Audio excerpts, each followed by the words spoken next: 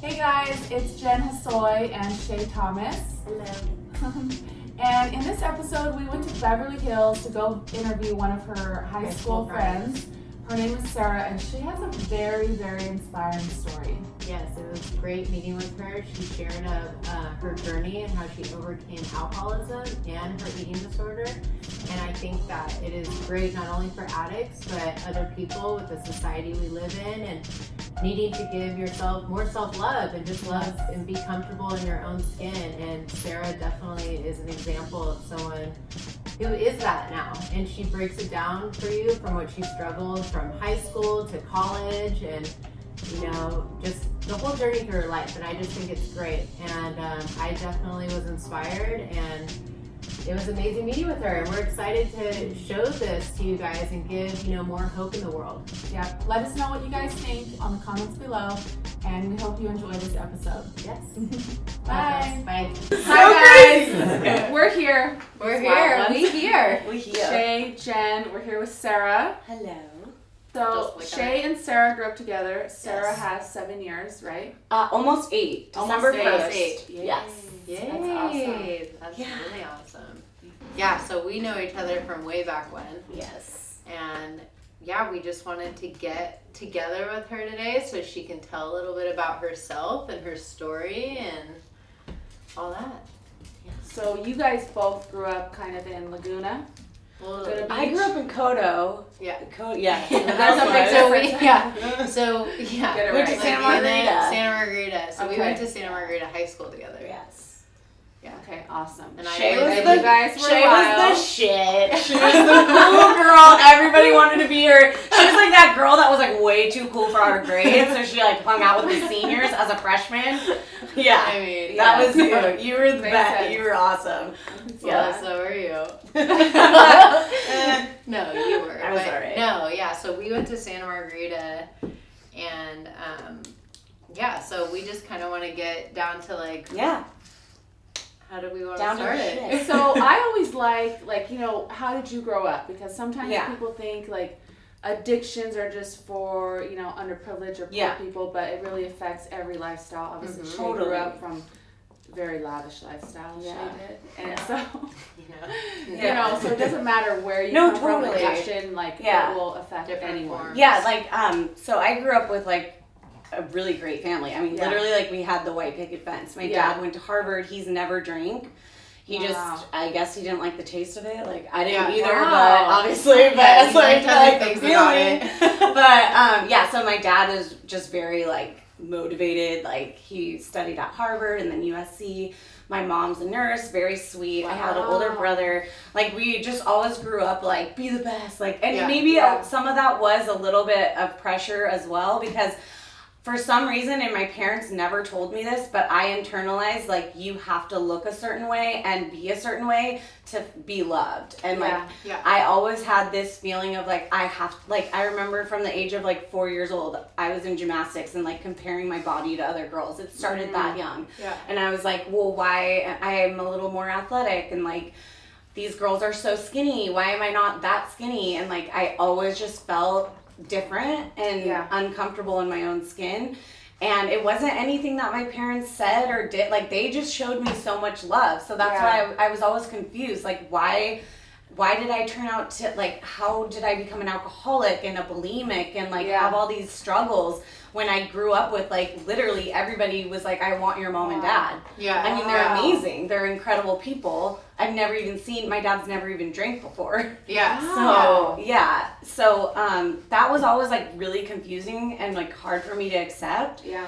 And so, do you want me to put her No. No, it's Are you fine. sure? No, she's Okay. great. We have a cute little pug here. Yeah. So it's not Penny Lane this time. My cat's Oh, I know, I love your cat. I'm Yeah. obsessed. Yeah, It's the so fucking we best got- cat. We got some fur this time, you know. Yeah, so, I mean, I did. I grew up with incredible parents, like, really educated, smart, wealthy, you know, like, everything I could have ever wanted, but I always just felt uncomfortable in my own skin. Wow. It's like you can't explain it and there's no reason for it, but like I remember being in second grade and our whole class got weighed and like I didn't like my weight, and from that moment on it was like I need to figure out some way to like change my outsides to be okay. And so I just remember like always just feeling uncomfortable in my own skin and like wanting to crawl out of my skin. Yeah. And so I went to Santa Margarita. There was like girl drama, you know, like it was all just all the and then I transferred to Tesoro. Yeah. I did cheerleading. And I did a lot of sports and stuff. Like I was always very active in school and like active in the community, I guess, because I think it was my Santa Margarita could have been hard too. I mean, that's the girls that go there can be a lot of pressure. Yeah. With, totally. You know, being in certain cliques or whatever. All high school. Yeah. I think, a lot of people like deal with that. And the way I dealt with it was, okay, I like would internalize things. So I remember the first time I drank was my freshman year. I was alone pretty much. My parents were gone. I didn't know anything about alcohol. I saw tequila and I downed it and I blacked out. I guess I was like with my brother and his girlfriend and they were like trying to feed me bread because I was just gone. Yeah. And that was like my first experience drinking and I guess my dad brought me in like. And how old were you? I was like 14. Yeah, so, and I remember like knowing alcohol's bad, because my parents were always like, don't drink, like don't do anything bad, whatever. And I wanted to be like this perfect girl, but I just remember like I wanted an escape and I definitely found it in alcohol. And I remember feeling like mortified because I blacked out. I woke up with like wood in my hair or something. Like I don't even know, I have no idea what happened and I was sick. And I remember feeling like mortified and embarrassed, but I was like, I can't wait to do that again. Because I was like out of my head for a freaking minute, and that's all I wanted. Like I couldn't stand being in my head and my thoughts. It was miserable. I was like, what does this girl think of me? What does this person think of me? Like, why don't I have a boyfriend? Like all this crap. I'm not good enough. Always going on in my head.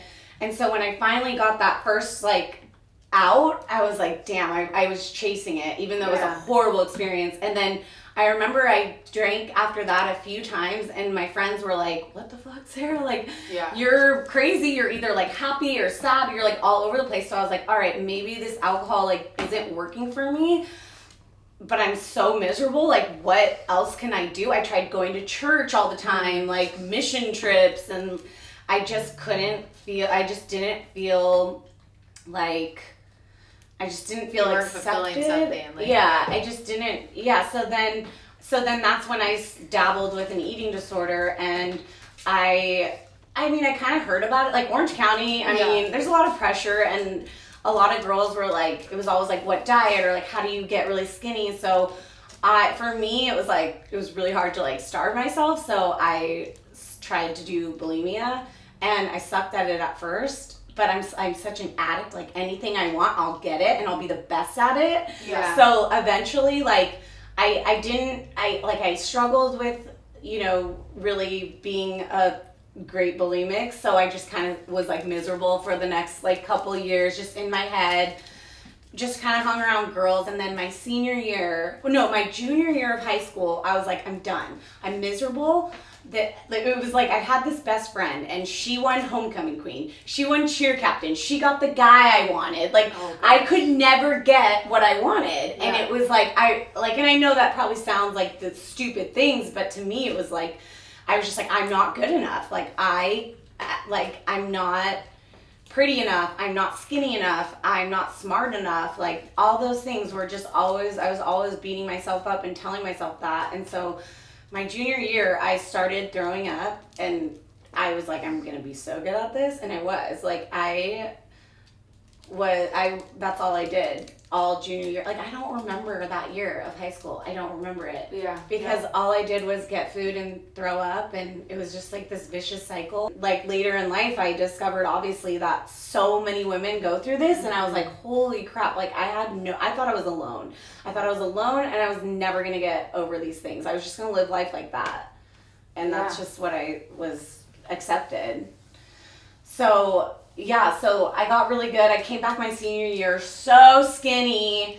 I looked like another person. I remember coming back to school and everybody was like, oh my God, look at Sarah. And then all of a sudden it was like I went to 8 homecomings from all different schools in the area. Like, all these You're guys getting, liked the me. attention I that had you never, wanted. I didn't have guys asking me out and stuff, and all of a sudden all these guys liked me, and I got all this attention. And everyone was like, wow, you look so great, you're so skinny, da-da-da. And I was like, on the inside, I was like, yeah, I hate myself. Like, I hate myself. You know, when you're getting I have compliments it. and you Yeah. know deep down inside, like, this is all fake. Yeah. I'm struggling, I'm Yeah. starving, I'm eating. Yeah, I was miserable. I felt like a phony. I remember I would always have like my parents had like this really cool big house, and we'd always have the football parties and basketball. And I remember one night being at all the football players were in the hot tub with some girls and stuff, and I went upstairs to go binge and purge. And I looked out my window and I was listening to them talk, and this one football player was like, "Where's Sarah? Oh, I bet she's throwing up right now." And I was like devastated and mortified, but at the other side of it, I was like, yeah, I am. Like, I am. Yeah. And people know now. Yeah. And it's like humiliating, and I like get chills because I'm like, I thought it was such a secret. Yeah. But Yeah. people knew. And it was so embarrassing, and I just remember, I'll never forget that night, and I was like, fuck, people know. So to cover that shame and guilt up, I started drinking, and I thought I could control my drinking this time because I could easily throw up the alcohol. Yeah. So and for a while it did work, and I felt like Superwoman because I could drink all I wanted. I wasn't getting hungover. I was skinny. Like, I was eating all this food, drunk, eating whatever, and then not gaining the weight. I mean, it was like, I really, like, I describe it as like, I felt like I was Superwoman. I was living this high that, like, it just didn't last. And when it didn't last, it really broke me down. And so then of course I had to go to college because, like, my parents were like, you have to go to college. Like, Which you went to Harvard, right? I ended up going to Harvard later after my sobriety. I'll tell you that later. I went to Colorado State because I was like, get me the fuck out of California. Like, I want to be away from my parents so I can do what I want. I want to drink. I want to throw up. And so I went to college. I somehow passed. I don't know how. Somehow I never got a DUI. It was like the grace of God because, I mean, you know, I was just reckless. Like, and I remember just being pretty miserable, like binging and purging and drinking my way through my feelings and through college. Like, any feeling that popped up, good or bad, I just couldn't handle it. I didn't know how to just deal with any feelings. Like, I wanted to numb out 24/7. I remember just feeling like the drunk feeling. I'm like, I just want this all the time. And I did. I'd wake up and drink. I would, you know, and I remember by my junior year, I got a boyfriend. I was like, I don't know how these guys, I mean, I was just like, woo! But I did have a boyfriend. Like, he was in a fraternity. I remember all the girls, like, I tried to do a sorority. I got, like, kicked out because they were like, you can't drink. And I was like, fuck you. Yeah, you're like, I can't be anywhere. Yeah, no, like, I did a sorority for a little bit. But all those girls were just like, this girl's nuts. Like, we don't want her in our sorority because she's, like, drinking all the time, and I was in so much pain. Like, I was just like, can you just accept me? And like, I want to be a part of something, and I'm so miserable, and like, nobody could see past that. They just saw this girl that was like destructive and like didn't care. And so so I dated that guy, and he broke up with me, and when he broke up with me, and it was such a short relationship, but at the time I was drinking every day. I was bulimic. He was another addiction, which I'm like starting, now that I'm like almost 8 years sober, I'm starting to like now finally like look into like relationship stuff and like how easy it is to use another person as another drug. And like, I used that. Like, I probably didn't even really get to know him that well, but it was like, you make me feel good. You like me. So when he broke up with me, I just was like, I wanted to die. I just didn't know how to like live. Like, how do you deal with getting broken up with? How do you deal with just life? And so I remember my dad had to fly out, and I remember being on the plane ride home to California, and I was like, I just don't know I can't do life. Like, I don't know how to do this. How the fuck do you live life without being drunk all the time and like having an eating disorder? It just baffled me. Like, I was like, don't understand how people like live life. It's just so Yeah. Well, so there's a lot of like underlying issues that you didn't deal with for so long, and then they're just like adding up and adding up, and I can relate to that. What I went through, and I feel like most addicts, you know, they're trying to numb themselves, or you know, and then it gets to a point where you're like, you just don't know anymore. It's like, how do I do life? And that's where a lot of people struggle with like suicide at that point. Totally. You know? And I wasn't like, oh, I want to kill myself, but I was killing myself. Yeah. I ended up,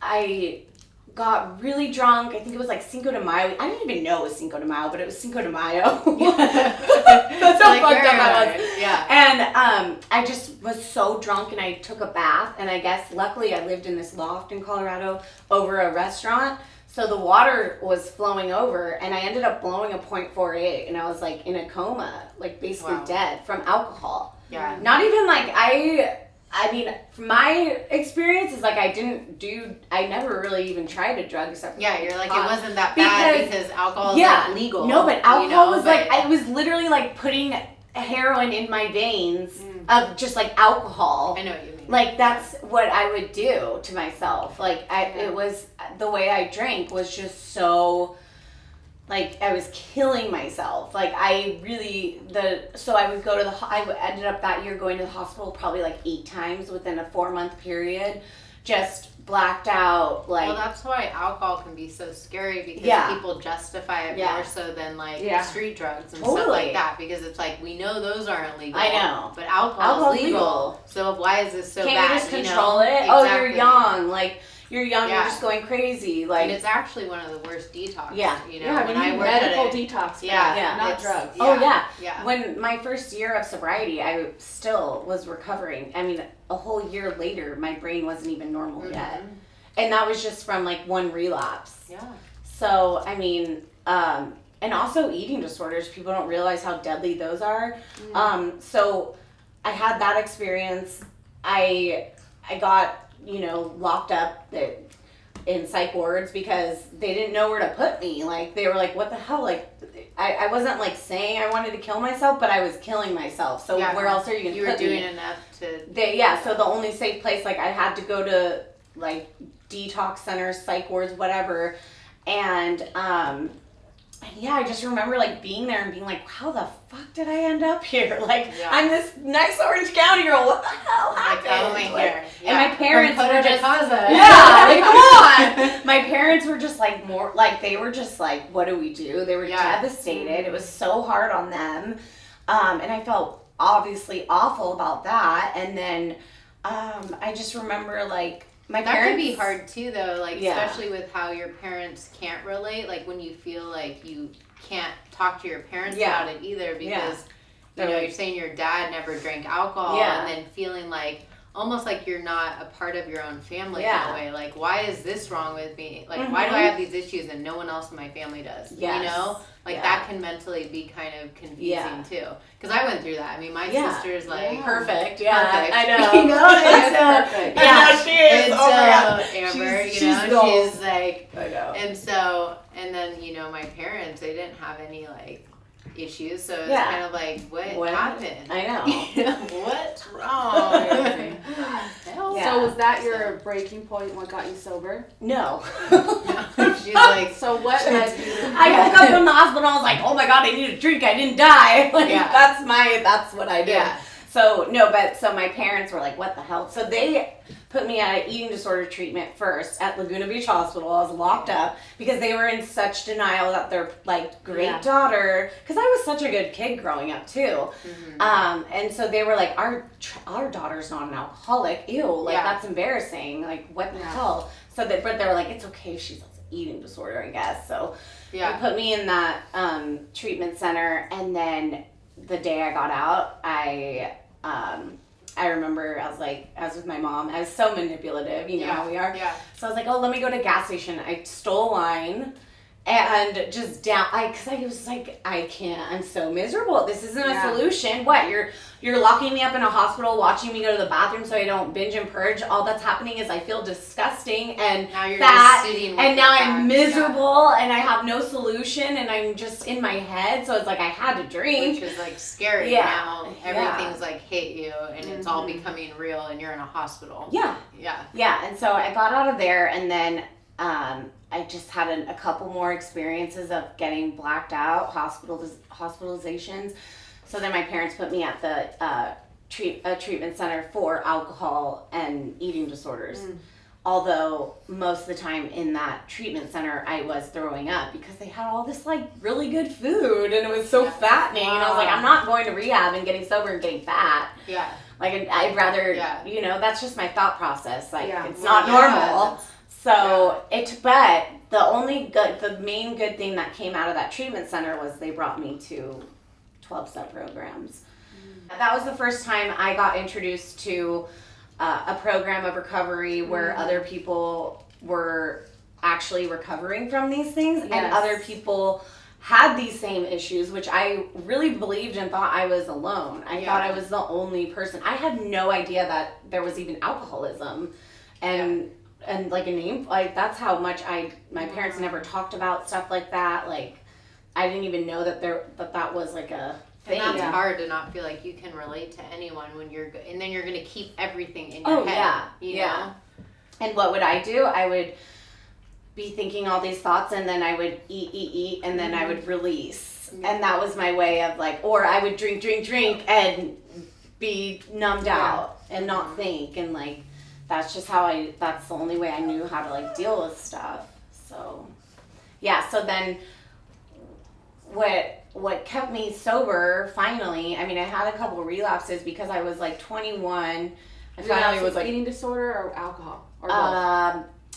I guess both. The eating disorder recovery came later because for that's me a tough one. it's so hard, especially when you're getting off substances and it's like that's your last security blanket. Totally. And it's hard to let that go because it is so secret, and you can't always, if you're feeling you can go eat anything you want, and then you know what you can do. It's just another that's a high tough one. So but I remember like I was like so miserable, and I guess I grabbed a sponsor and I was like, I don't know how to stop. Like, what do I do? I keep relapsing. Like, it's just like so miserable. Like, I hate this. I hate my life. And she's like, well, why don't you ask somebody else how their day is? And I was like, what? Yeah. But I'm so miserable. What are you talking about? Like, I need help. Yeah. It's all about me. And she's like, no, just like ask someone if they need a ride or if they are having a good day or like how is their life. And I was like, all right. So I just started doing that, and I had like a day, and I was like I was just like asking other people like how their life was, how their day was, and like that was literally like the key for me in the beginning to get a day sober. And then it was obviously like a spiritual experience where I really had to find God. And like I thought I knew God because I went on fucking missionary trips and I went to private school and like we had a religion class. But the God that I knew was like, you're bad. You're doing everything wrong, and this is what you get. You have to suffer now because you're not doing what I want you to do. And so I was just so like confused. Like beating yourself up even more. Yeah. So I remember like starting to build a relationship with God and like slowly starting, and like God as in like call it whatever you want, like higher power. Like for me, God is just unconditional love and acceptance, and it's also other people that I meet. Like this whole experience is God to me. Like this is insane. I always looked up to you and like loved you in high school, and to see you struggle, like it's gonna make you cry. To see you struggle though and like get to the other side, like that's incredible. I mean, that's just like, this is like what life is about. Recovery is an amazing gift once you tap into it. Right? It's so crazy though. Oh my God. It's so crazy. Because it's like, I'm so grateful today that I went through this stuff because like I have a purpose today. Yeah. And so when I at first I had to be like, all right, what's killing me first? And for that moment, it was alcohol, because I would blow these insanely high, it was like lethal. So it's like, all right, well, I'll stop drinking. And then I really tried hard to stop throwing up and having an eating disorder in my recovery, but sometimes it was just, that was the only thing I could do to survive. Like the feelings would get too much, or I'd date a guy and he'd break up with me, and I just couldn't. It was so painful that I was like, and when I got that spiritual recovery, the desire and the obsession to drink, it got lifted. And it gives me chills, because it's the most incredible thing I've ever experienced. I mean, I couldn't stop drinking. Like, that's all I thought about. That's all I wanted to do. And it's not my solution today. Like, I don't want to drink. It sounds awful. Yeah. It sounds horrible. Yeah. Like if things get so bad and I'm so miserable, that's the last thing I want to do. If things are so good and amazing, that's the last thing I want to do. And that is like the miracle. Like, I can't believe that. It's just like, I just don't go there today. Mm-hmm. It's like not even a thought. So, but, throughout sobriety, life is life, and there's still some hard feelings. And for me, how I dealt with that in my early sobriety was struggling with an eating disorder still. And it was really hard for me to, like, let that go. So, I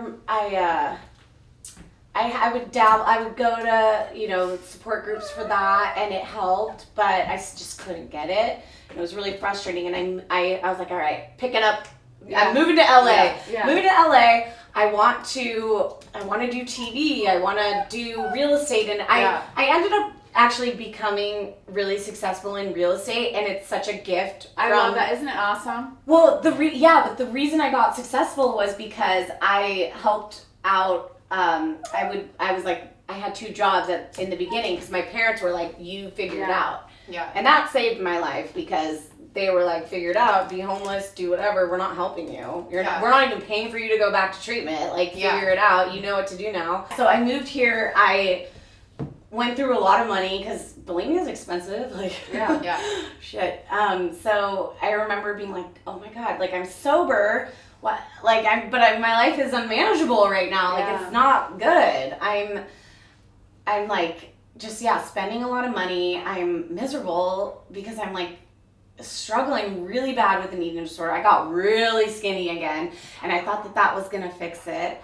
I was like, I'm gonna get really skinny, and then the pain of the X won't hurt, and and it just didn't work, of course. So so I got into recovery for my eating disorder, and the second I gave that up and like surrendered that, is she loud now? No, you're okay. The second I gave that up and surrendered that to God, that's when my life took off out here. I got a TV show right away. Doing that experience was challenging at first, because it was like, I wasn't throwing up. I was a little uncomfortable in my body, and people are happy to point that out, on a reality show. But, I would just pray. I would get home, and I'd go be around other people struggling and support, and I would just pray and be like, God, please get me through this. I don't want to go back to where I was. So many good things are happening, and I know for a fact that this all wouldn't end up happening if I would have thrown up again. So, and what got me to cling on and not do that again was so many good things were happening. Like, I got 90 days without my eating disorder, and I got a huge listing. And like, God just kept providing, like, so many good things. I would get so stressed, or like think I was going to lose everything. And if I just put one foot in front of the other, did the right thing, and helped somebody else. Yeah. It's all about It's like, it all, then I would get this huge deal, and I'd be financially fine. And like, so many good things would keep happening. So like, today, I ended up moving here, filmed this show. It's taken a couple years now, but it's going to be airing soon. Congrats. Thank you. That's awesome. Scary, but I mean, at the end of the day, like, I would just go back to the basics and like get on my knees every day and try to pray. I don't do that every day. It's hard because I like want to just be in my will, but like when I do that, it's like the days goes by so much better. And so so like filmed that and just have made, I feel so grateful today to have these issues because I moved here and I connected with so many amazing women that struggle with the same stuff. It's like you immediately have best friends wherever you go that like love you for the like who you are and like all the shit that you've been through. And it's such a gift. Like I have so many like friends that don't struggle with this and they're like, I can't make friends and like it's hard to like move somewhere. And how do you do it, Sarah? Like you moved to LA and you have all like I didn't really know a lot of people and I made so many great friends and it's all because of my sobriety. I love that. And feeling comfortable in like your own skin. Yeah. No, I'm just so thankful that we were able to meet with you today, and thank you so much for telling us your story and being honest, and that's not easy, you know. So I'm proud of you. Oh, thanks. And I'm so glad I got to see you. I know. Yeah, I mean, that's all it is at the end of the day, just helping somebody else get through what they're getting through. Because I do remember like seeing on TV this one celebrity spoke out about being bulimic, and I was like, oh my God, she struggles with it, really? Yeah. Like, and I'm not saying I'm like a celebrity or anything, but just seeing somebody else on, you know, like TV, talk about it. I was like, oh my God, somebody else struggles with it. And I just felt like there was hope for me at least. Yes, there's hope. Yeah.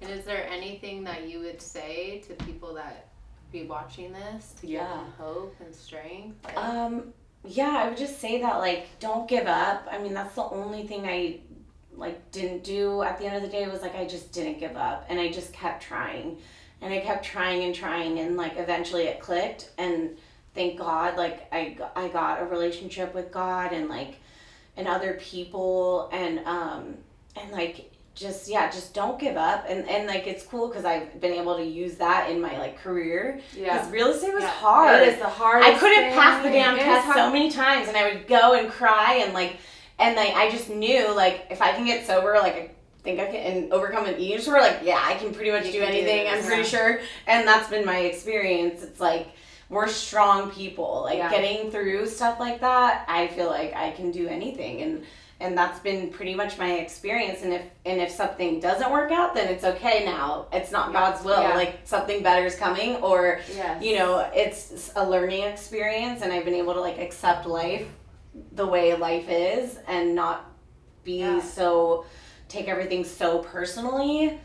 And just I just would say like just please don't give up. Don't give up, guys. There's hope. There. Hashtag don't give up. Yeah, don't give up. Like, you can get through it, and there's other people that have gone through it, and there's so much support and love and acceptance, and you'll use these experiences to help somebody else someday, and like that's the biggest gift of it all. Yeah. Amen. And then if you want her Instagram handle, if you want to follow her journey, it is... Well, I have my real estate one, which is Sarah underscore. Oh, the underscore. We have them too. Oh, okay. Yeah. It's SARAH_SCHEPER, and that one's Homegevity, which is my real estate company now. HOMEGEVITY, and then my regular one's just Sarah. I don't even know what it is. Sarah Scheper? Yeah. Is it Sarah underscore Scheper? Yeah. I don't know. So. Well, we're linked. We said before, you know, we'll tag her anyway. Okay. So. Yeah. Perfect. So thank you guys for watching. And if you're struggling, don't be ashamed. Reach out to somebody. Yeah, don't be ashamed. That's the other thing is reach out, because a lot of people are going through this stuff, and we're here for you. We're all in this together. Yay. Bye. Bye. Bye. Bye.